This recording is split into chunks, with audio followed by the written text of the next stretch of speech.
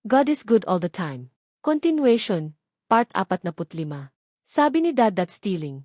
Ang sabi ng mga kasamahan ni Dad don't worry, kasi hindi malalaman ng farmer yun. Ang sabi ni Dad no kasi hindi ko kaugalian yun. But anyway, get how much you can carry and I'll pay for it. Then nag-iwan si Dad ng pera and letter na kumuha sila ng prutas pati mga kasamahan niya, at ito ang bayad namin. Apos nilagay niya yung pera in a safe place sa barn house ng farmer. Continue lang yung life ni Dad. Ang lahat ng mga tao na hindi nakakilala kay Dad ay nakakilala na sa kanya, and lahat sila ay nag-idea niya if maganda ba ito or no. Parang siya naging decision maker sa kanila kasi if si Dad ang mag-advise ay perfect talaga. Madami kasi experience si Dad. Another time na noong nagbuntis si Mama. Malayo kasi sila sa hospital. Sabi ni Mama mukha manganganak na siya. So nilakbay ni Papa ang bahay ng doktor, umalis siya mga 3:00 ng hapon. Kasi wala man sasakyan noon.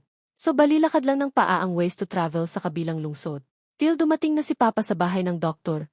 And wala doon ang doktor so nag-antay si Papa hanggang makausap niya ang doktor. And motorcycle lang mayroon ang doctor that time. And nag-decide si Papa na maglakad na lang siya pauwi kasi Mama needs the doctor and the nurse more than him. So nauna ang doctor and sumunod si Papa. But it'll take him 3 tandang bawas 4 hours bago siya makarating sa bahay. Then along the way sa kanilang barangay, may nakakilala kay Papa na naglalakad. Sabi ng husband and wife, na dito ka muna tumuloy and sa madaling araw ka na lang maglakbay uli kasi it's midnight na. So dito ka na lang magstay sa amin. And also dadaanan mo din yung malaking cemetery dyan, and sabi ni Papa no salamat sa offer. And kailangan ko magpatuloy kasi manganganak na asawa ko. And don't worry about sa cemetery, I'll be alright.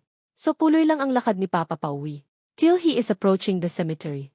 Pagpasok pa lang ni Papa sa cemetery, ay naglalabasan yung malalaking bats. And feel talaga yung hangin sa paglipad ng mga bats.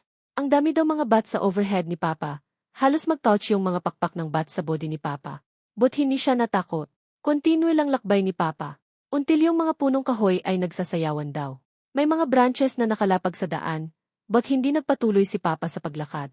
Chaos observing ano pa ang mga nangyayari. Apos yung mga branches, arang naghahalikan ang halos mag-touch din sa body ni Papa. Dahil dun galit na galit si Papa, and hindi siya umatras. And sumigaw siya ng husto. Sabi ni Papa kung natatakot nyo ang ibang tao. Well ako hindi ko kayo urungan. At binunot ni Papa ang knife na made of bronze, at mayroon din siya hand grenade na dala-dala niya, kahit saan man siya magpunta, and lagi naka-jacket si Papa ng makapal to hide those weapon. Sabi ni Papa at a count of 5, pag hindi nyo ako titigilan. Bukas paglabas ng araw tingnan natin sino sa atin ang ibuburol. Abangan ang susunod na kabanata.